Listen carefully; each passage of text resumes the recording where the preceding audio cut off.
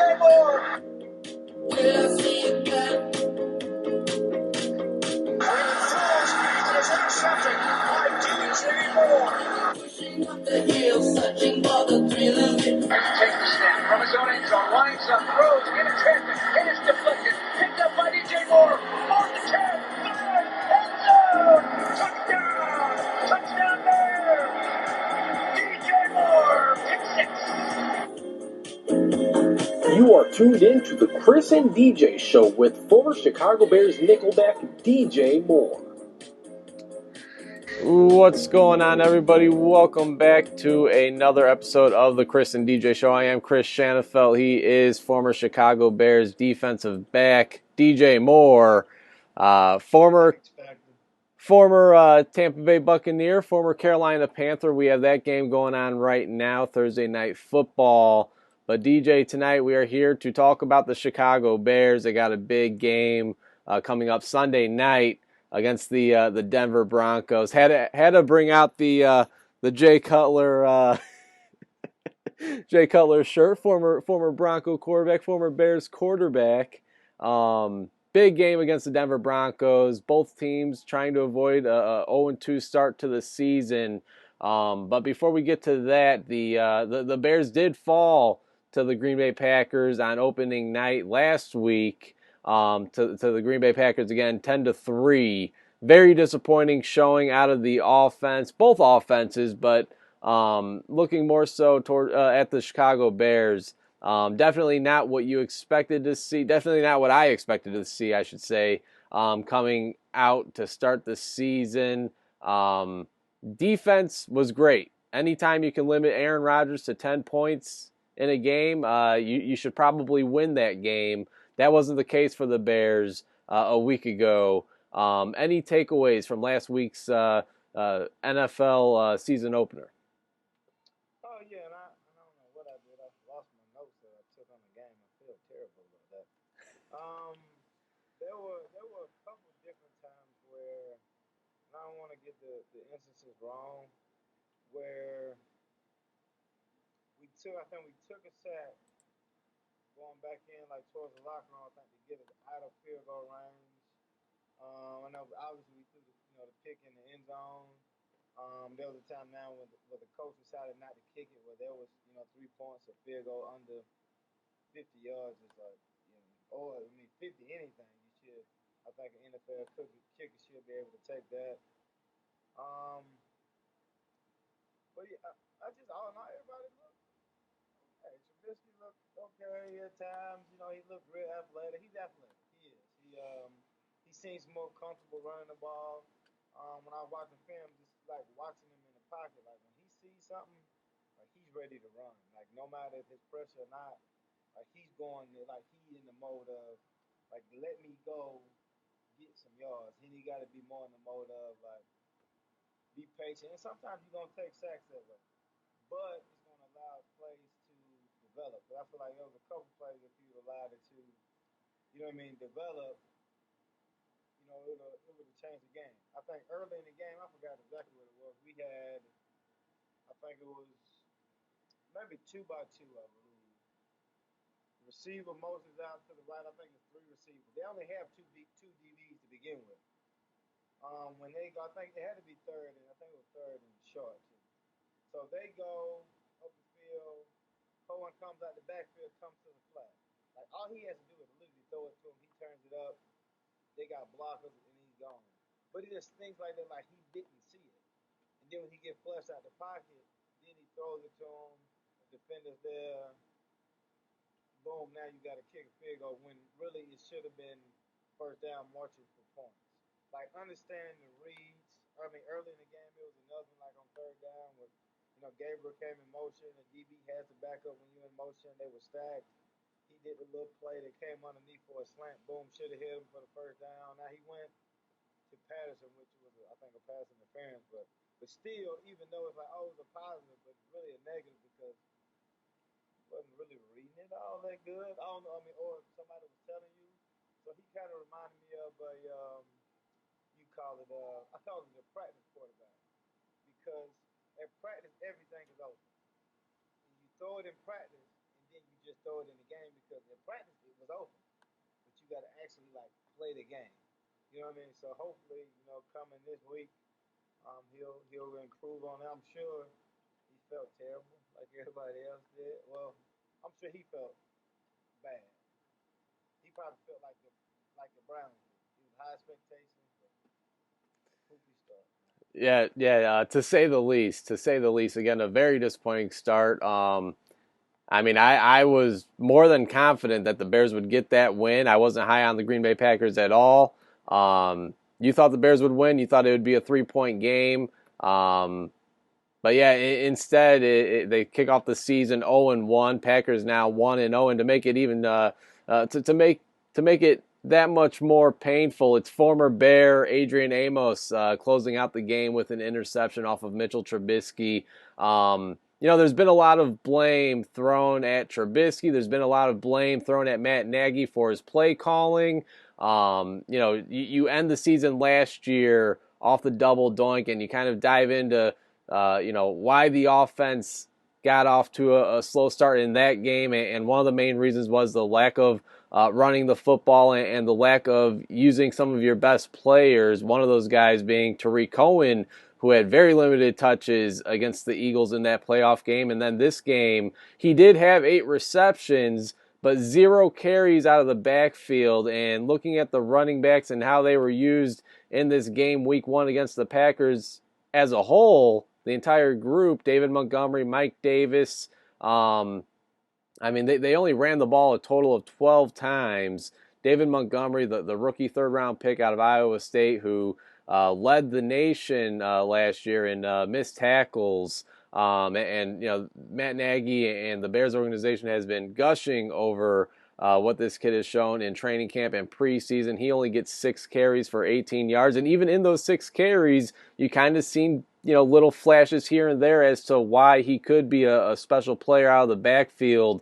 Again, a lot of blame is thrown at the quarterback. A lot of blame is thrown at the head coach. That's how it's going to be in tough situations when you lose football games, and when they win football games, as we've seen last year. Those are the 2 guys that get the most praise. If it had to go one way or the other, though, DJ, I'm going to deflect more so of the blame towards Matt Nagy. I was not a big fan of his play calling in this game against the Green Bay Packers. Again, quarterback, it's a very important position, and you have to perform. And again, I'm not saying Mitchell Trubisky did that, but I don't think his head coach helped him out much at all last Thursday night. Well, I think going forward, what has to happen for me anyway is like, especially to me with the running back situation. Now, I'm a Tariq Cohen fan. I think he should just let him be the running back. Hand him off the ball if he's not in, do him somewhere else. But he's like really electric. Like, he's behind the line. He's a little small, a little quicker. They can't see him. He'll be fine. But it seems like it's too much magic. It's like, man, like I want to put on a show because I know he can do all this stuff. Let me put on a show every time. Like, no, man, like treat him like what he is. He's a running back. Now, with that being said, the young guy did look good. Mike Davis looked good. Whenever he got the ball, he was moving the pile. You know what I mean? So it wasn't like you said to your point, like it wasn't like Green Bay was just all of a sudden just stopping him. It was more so probably the play calling stopping it. But also, you talked about Run DMC. The thing is, this ain't an album. We ain't making songs. We ain't doing a Adidas commercial. We ain't taking turns. You do the chorus, I do the hook, the whatever. Like, this is a game. You got 3 running backs that's capable of being a every down back. Because Mike Davis can catch as good as any Cohen, Montgomery. So they all have the same exact skill set essentially. Now, Mike Davis has more of the pass blocking skill, but then again, I'm not gonna pass block too much because I can actually catch the ball out of the backfield. Somebody reps has to be good. Because you go into a game, it's like, okay, I got plays for you, I got plays for you. People praising you about how much you're a genius. You always got tricks in the bag. It's just too much tricks in the bag, man. You went trick or treat, got too much candy, you ate it before you got home, and now you confused all over again. You're on the sugar high. Like you have to me in person. I don't know how you feel about it, but it's just if you want the young guy to play, let him play. Or if it's a high hand, you seen the young rookie. It seemed like if you left me, he was about to have like a big day. You just seemed like it was every time he was out there, like okay, broke a tackle, oh boom, catch the ball up the seam. It was like you know what I mean. It may have been his moment, and I don't know if you took it away from him or not, but I think that you got to figure out like who am I going to use? Now I think you can do the New England thing and mix guys in and out, but normal with like a New England style offense their running backs do different things. He's a little faster. He's a little slower. He's a little better this. All these cats really can do do the same thing. Now Cohen is a little bit different, but I mean they all do the same thing. So I think they got to figure out his personnel. Like what do I want to do? I mean all weekend you seen people going over the top, deep, deep, deep, long range touchdowns. Did we see any of that? Did we even attempt to do that? And in football, if you don't drive the ball down the field, well, you're not going. Well, I guess we did attempt it one time, but I mean, there was only one receiver going deep, and then he got picked off.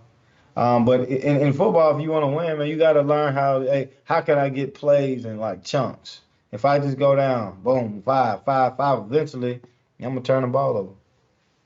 And of course, Mitch Trubisky will always be compared to, and it looks like, at least as of right now, live in the shadow of Deshaun Watson and Patrick Mahomes, two quarterbacks that were, of course, drafted after the Bears traded up and drafted the quarterback out of the University of North Carolina.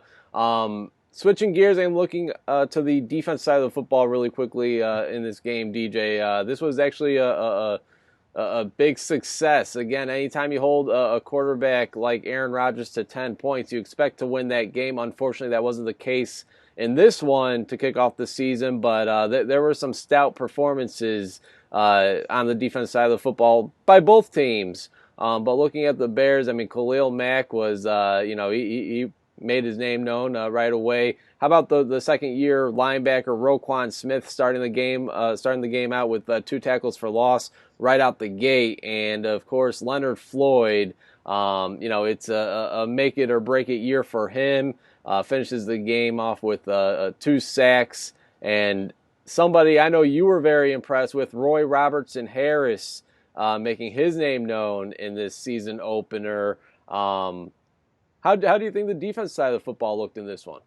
I think they look good. I think you can feel good about it from the standpoint of we did what we needed to do. Some guys made good, had good performances, but just being on defense and telling you how I would feel, I would be kind of upset because like their defense wasn't anywhere close to our defense last year, and their defense just outplayed our defense because that's what you're playing against. I'm playing against your defense. So if you only allow 3 points, well, I got to only allow 3 or 2. Like it's got to be a tie or something like that. So even from playing good, there's a drive, just really one of them. There's a drive where you was able to score, which like we just can't in a game like this. It's got to be a 3-0 game or something. Like it's one of those type of situations. So now, holding Aaron Rodgers to 10 points, yes, it's great, but you want to win.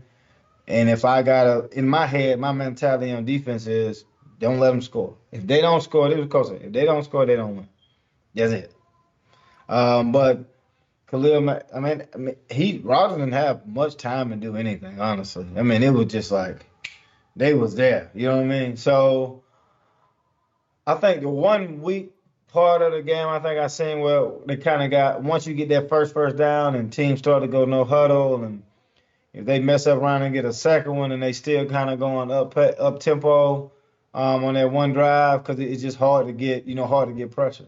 When he threw the touchdown, he was kind of pumping and offset, but still, early in the game he didn't have time to even pump. It was just like that fast. But the no huddle and things like that. So, but when you have a good defensive line, you should practice stuff like that because if they were arrested, well, time for the Mac attack, or I guess you call it the. Nah, I couldn't think of a good nickname. Take it back. All right. Nah, I couldn't put nobody else's nickname in there. Before we move on to the Week 2 matchup, Bears-Broncos game, I want to ask, as somebody that was a part of a pretty special defense, DJ, as somebody who was a part of a defense that carried teams, is there any That's the man on your shirt. You know that. You know that. is there any saltiness or any bitterness in the locker room after a performance like that, in which you're playing, again, one of the best quarterbacks of all time, and you only allow 10 points? Does that leave a sour taste in the defensive side of the football's mouth, knowing that you guys did basically all you could do, 10 points, and your offense couldn't go out there and score 11? No, I don't think in the locker room. I think like on the field in the moment, maybe because I think everybody, coaches, players, everybody, you frustrated like with like what the situation is. Like you want your offense to do something, but then again, to me, we always talk like, hey man, if you want to do something, just score. You can score on defense. You know what I mean? It's not against the rules to score on defense. But I think in the game you may be a little bit frustrated, but after the game, man, I know that he feel bad. You know what I mean? Like even if I feel bad, I know he feel terrible.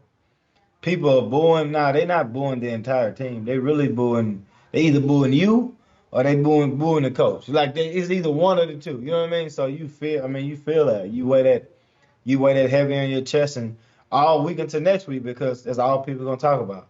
I'm not down in Chicago, but I'm sure they were talking about he ain't good enough. He a bust. Coach this, coach that. But really, it's gonna all fall back on it's him. You know what I mean? It's like the doubts were you coming in, and the doubts are you again going in the next week. And if you struggle again, the doubts are gonna be you again, and that's a lot to weigh, especially the quarterback, big city man. They gonna be on you now.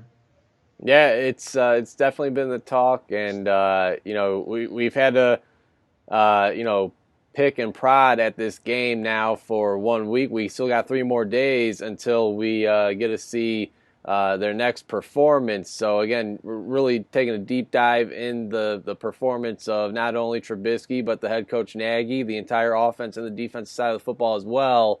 Moving on to this matchup against the Denver Broncos. DJ, both teams trying to avoid an 0-2 start. The Denver Broncos kicked their season off Monday Night Football against their rival Oakland Raiders, and a lot of people were surprised that the Oakland Raiders actually were victorious in this one, 24-16. Derek Carr looked really sharp. I know you're a Derek Carr fan. He looked What did I tell you? he looked It's good. not even that it was. It's not even that it was like an all world thing because they was able to run. We were talking about they was able to run the ball, but he was doing stuff that other quarterbacks just don't do, like throwing down the field, floated passes over the shoulder on the money time and time again. I'm athletic and I got an arm. Come on, man. Come on. With all the Remember I told you? distractions. I remember talking to you about this. About I said, man, no, Carr is much better than Trubisky. You look at me like, huh? You remember this? I remember that. I remember that. Trubisky's still unproven, but you're certainly looking like you might have that. But no, Might you have can that just see discussion. it though. You know what I mean? Like certain people, you just look at them and like, that's legit. Like you can, like he passed the eye test. It just, you see it. You just see it. But you know what? Go ahead. My bad. I didn't mean to jump on you. No, it's not that I'm not a Derek Carr fan. I'm just not totally bought into John Gruden's philosophy and the direction he has this team going. Nonetheless, they are 1-0. Derek Carr did look really sharp. He only completed 4 passes. He went 22 of 26 for 260 yards and a touchdown.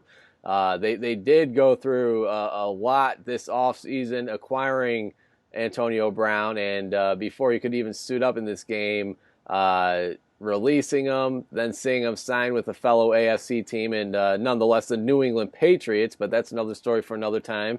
The rookie running back, though, as you mentioned, one of their 3 first-round draft picks, Josh Jacobs, had a total of over 100 yards total, 2 touchdowns on the ground, and then Tyrell Williams, one of their other, or I should say the other wide receiver acquisition that really didn't get too much shine in the offseason due to the Antonio Brown signing. He had himself a great game, 6 receptions, 105 yards, 1 touchdown. But the team that we're supposed to be pay attention here to is the team that fell to these Oakland Raiders, and that's the Denver Broncos, led by Vic Fangio, former Bears defensive coordinator, led by quarterback Joe Flacco, who didn't have a great performance, didn't have a terrible performance, but had the what you expect the Joe Flacco to have type of performance there with the Broncos.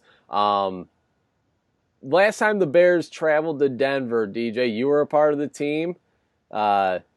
We all know what happened. The Marion Barber fumble, or excuse me, well, there's a lot that Marion Barber did in that game, but there was even more that. He's a good guy, by the way, too. And Marion the Barbarian, he had himself quite the career. He might be one of the coolest cats I know, man. But go ahead. Didn't end the way anybody would want their career to end, but he did have himself a stellar career. Anyways, that's probably the one game of his career that he wants to forget. Of course, it ended with Tim Tebow time, lighting the world on fire, and the Denver Broncos ended up winning that football game. Like a 63-yard field goal or something like that. Right. Matt Prater, now the kicker, still kicking, by the way, with the Detroit Lions, ended up winning that game. And, there's a lot of talk, DJ.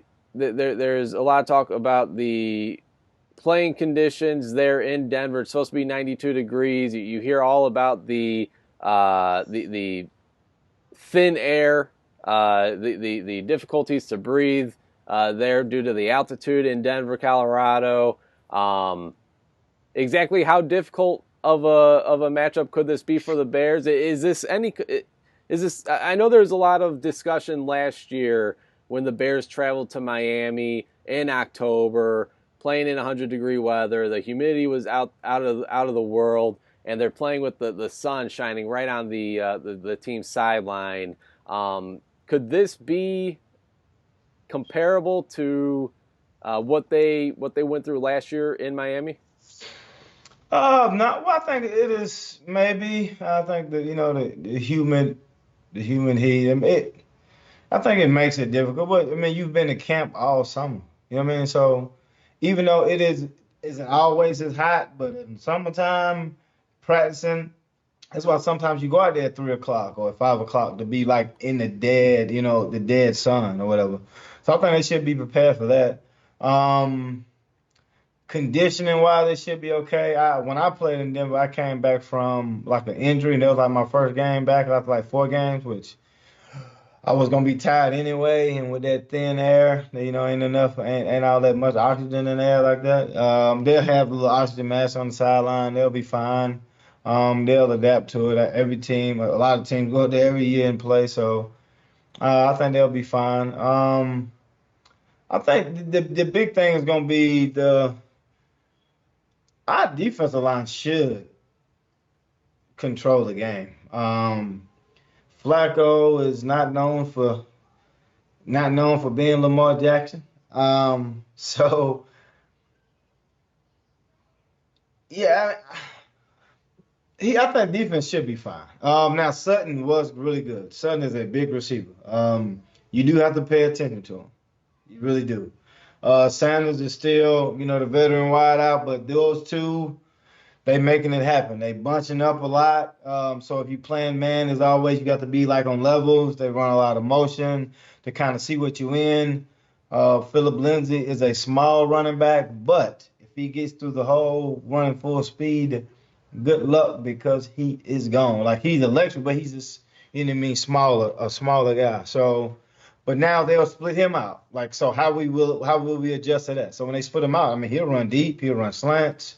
So he's kind of like a Tariq Cohen as well. Real athletic and do a lot of things. So, like, how will we adjust to doing that? But I think on the defensive side, just sheer talent should win out. Especially because if you got a good defensive line, I mean, that's half of your job, man. And the other half, you got to just catch the ball when they throw it to you. especially when you're playing an offensive line like the Denver Broncos. They've struggled the last few years now. It doesn't look like they're getting a whole lot better. Still very early on, though. Allowed 3 sacks against the Oakland Raiders on Monday night. And then looking at the pass rush of the Denver Broncos on the defense side of the ball, obviously everybody's going to be looking at Von Miller and the player who plays opposite side of him, second year defensive end out of North Carolina State, and that would be Bradley Chubb. Neither of them recorded a sack against the Oakland Raiders. Neither of them recorded a tackle for loss against the Oakland Raiders. That's going to change at some point here, whether that's Sunday against the Bears or not. They're going to have their work cut out for them, no doubt about it. But piggybacking off of what you said, DJ, the sheer talent on the Bears, specifically on the defense, even more specifically on the defensive line, they should totally control this game just based on their matchup against this Broncos offensive line and who they have under center. As you said, Joe Flacco, probably one of the more non-mobile quarterbacks in the NFL. None. They should have their way with him. If they don't, I would be very surprised. Well, to me, my thing, and me just like watching film on them, and when they get in them bunch, I mean, they do a lot of end cutting routes. Like he want to be like on time. Like here it is, 1, 2, 3, boom, 1, 2, 3, 4, 5, boom. Everything is on timing. Now for us, which is good, you got a guy like Eddie Jackson in the back and Howard Clinton Dix who can read the quarterback pretty well. And if you throw everything on timing, if I can time it up or read the routes pretty good, then I'm gonna make some plays. Now, sometimes they'll get in those bunches and fake this way and go out deep, but you got to have time for that. Flacco is a really good deep ball thrower, but you don't. I mean, at what time should you have time to even get back there? I mean, to like sit back there enough time to even throw the ball, and that's rushing. Even if we were rushing 3, I don't think they would be able to. You know what I mean? To block that. So it's going to be now for us on the offensive line. And I think our offensive line is probably better run blocking than pass blocking. Now these are elite pass rushers. Let's not. That's just what it is. Again, also, what did the Broncos play? They played in Oakland. Listen, they were loud. Really, I mean, the whole game, they were just screaming, screaming, screaming. Like they making sure, like once you leave us, like we just want to make sure we appreciated you because they were like screaming. Now you're gonna be at home, your first home game, or your fans gonna be excited. Yes. If you get attacked for a loss, what's gonna happen? They're gonna let the dogs out. If it's get 3rd and long, you're not gonna block them, and that's why they didn't have a sack against the Raiders. Why? Because the running back. He hands it off. They getting. I think they had like 4 or 5 guys carry the ball. They still averaging about 4 yards a carry. Like literally, that's 3rd and 2. One time on 3rd and 1, they threw it deep. Like that when you control the line of scrimmage. Like what do you mean? Oh, you gonna make you a pass rusher? Well, guess what you gonna be doing? You gonna run stopper today. And they could not run stop. So for us, like we talked about, how many times did we rush the ball last game? 12. 12. So guess what? I think the rookie did he have like 25 carries? Yeah, he had he actually had 23. 23 carries. Yeah, so 23. So, I mean, that's one guy. You know what I mean? So, combined, if they can get 23 carries, I mean, you controlling, like, you can't put your quarterback in a situation where you got really athletic pass rushers. That is a mistake against a team that plays a lot of man. Now, this isn't the Broncos of old. This isn't Talib and Harris is still there. They used to have Roby. Like they're not as good in man as they were. Where it's like when they won the Super Bowl, like no one is open. Now they do try to play zone at times, which looks awful. So I suspect it'll be a lot of man. But it's gonna be interesting. You just have to stay ahead of the six because in this last game it was just like for some reason if we didn't run it on first down it was incomplete. Now it's 2nd and 10, and then now there's a flag. Now it's 3rd and 15. Ain't gonna be good. 3rd and 8 ain't gonna be good. We got to be 3rd and 6, 3rd and 5, where it's like they playing man to man. They have to play man because they play off. I run 5 yard route. I fall 4 for 6. Just gotta stay ahead. And all David Carr did was, hand it off, hand it off, hand it off, up, peekaboo, peekaboo, touchdown. You know what I mean? So they control the game that way, and hopefully we can now again. Like I said, where we at? We're in Denver. Mile high. It's gonna be a different animal. But I think when you got the running backs and you got the defense, you can control. I think you can control the game. Before we give our prediction on this game, DJ, Matt Nagy's, okay, so Vic Fangio last year was the defense coordinator of this Bears defense, had a lot of success. It obviously led to him getting this head coaching gig with the Denver Broncos. Spent the year with Matt Nagy. Who has the bigger upper hand in this matchup in terms of Matt Nagy and Vic Fangio? Vic Fangio obviously knowing the Bears personnel very well, practice against Mitchell Trubisky and this Nagy offense every day last season in practice, knows what Trubisky likes and knows what he probably doesn't like the most. And then on the flip side, Matt Nagy, you could say pretty much the same thing about him, knowing Vic Fangio's play calling, maybe knowing what he likes to call the most, what he likes to see the most out of his defensive players. But he may not be too familiar with this personnel that that Fangio has in Denver. So that leads me to think that maybe Fangio, if there is an upper hand in any of this, if there is, that maybe Fangio has the bigger upper hand in this, seeing as he spent the first 2 years of Mitchell Trubisky's career with Mitchell Trubisky himself, although he was coaching the defense side of the football, but he coached against him those first 2 years of his career. What say you? I love coaches. I really do. All right. But they don't play. So now we go say, so who are you going to pick? Who would you take? Would you take Flacco? Not like the Super Bowl 1 year Flacco, like Flacco now or Trubisky. To me, I would say, it's a wash. I call them even Steven, wash your hands with it. Offensive line, I would take ours.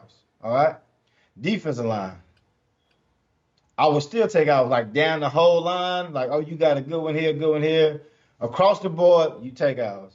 DBs, across the board, you take ours. Linebackers, same thing, because Von Miller, he's a defensive end. Linebackers, you take ours. Special teams, you take ours.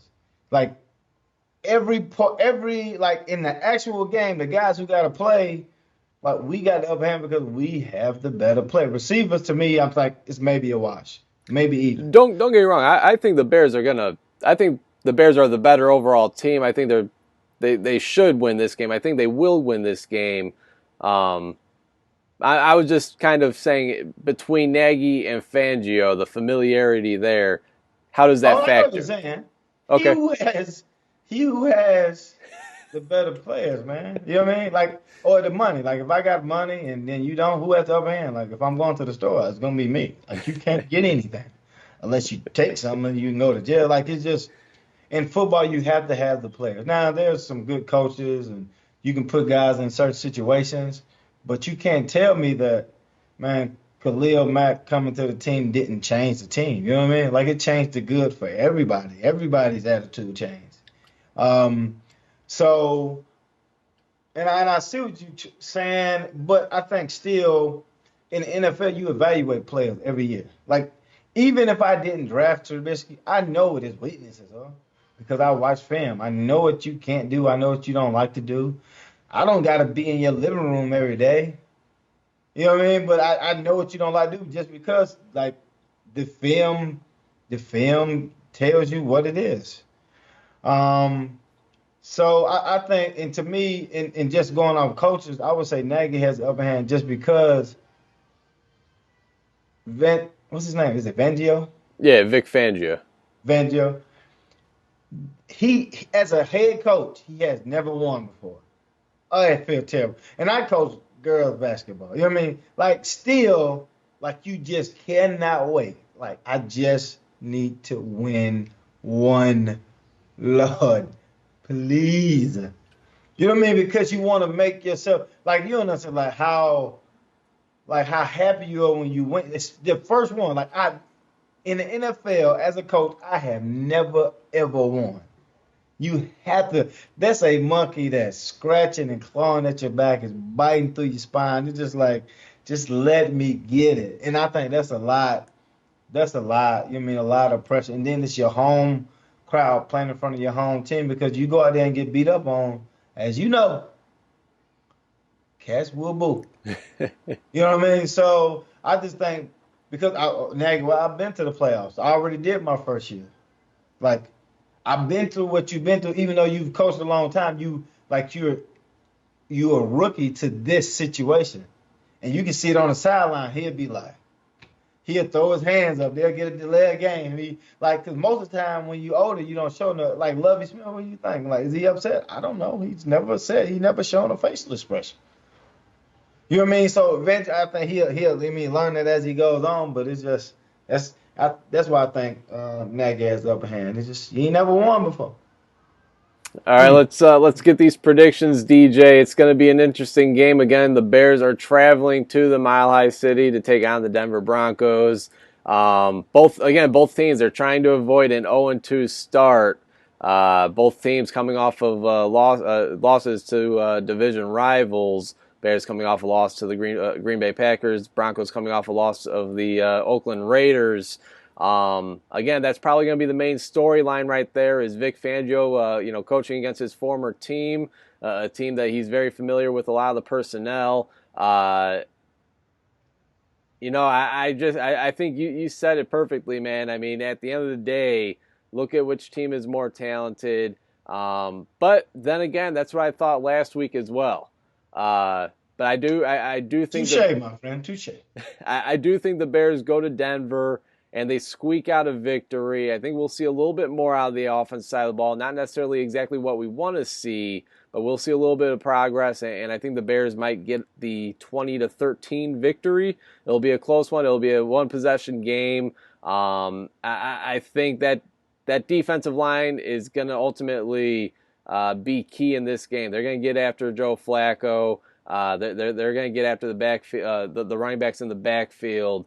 And, we'll see some old school monsters of the Midway football being played with a touch of offense. Again, we're not going to see a huge progression, a huge explosion of the offense side of the football, but I think they'll get. I mean, they're going to have 10 days to digest the Packers game, and I'm sure Nagy wants to get these running backs more involved there. A couple of your best skill players in Tariq Cohen, David Montgomery, and you could even throw Mike Davis in there. So I gotta think they get more involved. We'll see what Trey Burton's status is looking like. As of right now, he's questionable. Again, a very crucial part to this offense, that tight end position. So if Trey Burton could be out there, that only helps the Bears' chances in getting the victory. But again, looking at both of these teams, looking at the talent alone, and then seeing that there is some familiarity between these coaches, I think the Bears squeak out the victory 20-13 in the Mile High City. I made this prediction before. I thought we would start 0-2. I'm gonna stick with it. I think even though what all I was saying about defense line, this and that, I think when you're at home, everything gets amplified on your side. So, and I feel like the Broncos defensive line, after being beat up and everybody talking about you and a rookie running back is scoring 2 touchdowns and running you over, all you're going to do in practice this week is what? Full pass, hit, hit, hit, hit, hit. And if you can do that and you keep us in third and long, I think Trubisky's going to have another bad one. And not at his own. I think it's just going to be the defensive line. I think it's still under 20. I'm gonna go 17, like 17-13. Broncos, because I just think at home they're gonna be excited, and I'm just not sold on uh, the biscuit guy. You know what I mean? So we'll see. It's gonna be interesting, and hopefully it doesn't go that way. But I think the Broncos somehow Flacco pull out some magic or something, or Lindsay, somebody do something. So 17-13. Well, one thing's for sure, the Bears' offensive line is going to have to step it up. They're going to have to improve their play because, we hear about the blame that Trubisky gets for the Week 1 loss. We hear about the blame that the coaching staff gets. Right underneath those two, probably the offensive line. It was a very poor showing for them last week. And, there's a lot of talk about the Packers' their new defensive pieces, and they were well known after Week 1. Zadarius Smith, Preston Smith, and of course Adrian Amos. Okay, one last thing, DJ. So again, we talked about the Denver, the home field advantage that they get with the altitude and all that. We hear about Miami and how they make the opposing teams play towards the sun, or that have their sidelines face the sun and the excruciating heat. What home field advantage do the Chicago Bears have besides the awful field conditions they have there at Soldier Field? I think that was it. Like every game, both it really be both teams. It's like, man, this is like they must have laid this side down like 3 hours ago because it's not set. Literally big chunks of grass would come up. Now, if you're used to playing on it, you just gotta, hey, stick your cleats in the ground. We would get longer cleats and stuff like that. So like, hey, you know what I mean? But you would see it every week. Cats would slip, interception, or something would go on like that. So I think that would be it. Or, in the wintertime when it's, real, real cold. Nobody wants to get in the cold and get hit. When you got a really good defense and it's cold outside, that is wonderful. But I would just say it's really just the feel, man. And it looks really good. It's just like, I think it's just so new or something. I cannot explain that. Like why they did that. The And I sod don't know if it's on monster. purpose or somebody said, hey, make sure you side there like in 30 minutes. When do y'all play? In 45 minutes. Okay, I do that. That's crazy, but Yeah, can't make it up. Can't make it up. But all right, so I'm going Bears 20-13. I think they get their first victory. You're going Broncos 17-13. Bears fall 0-2. give me Nonetheless, 17-14. Let me get that. 17-14. There you go. Bears down by 3. Nonetheless, it should be an And we missed interesting one game. field goal. Oh, great. Just had to throw that one in there. All right. Eddie Pinheiro, missed field goal. Mark it down per DJ Moore. Well, I am Chris Shanafelt. He is former Bears defensive back DJ Moore. Thanks, as always, for tuning in. You guys can follow DJ on Twitter at DJ Moore30. You guys could give me a follow on Twitter at Chris Shanafelt. And until next time, everybody, thanks for tuning in.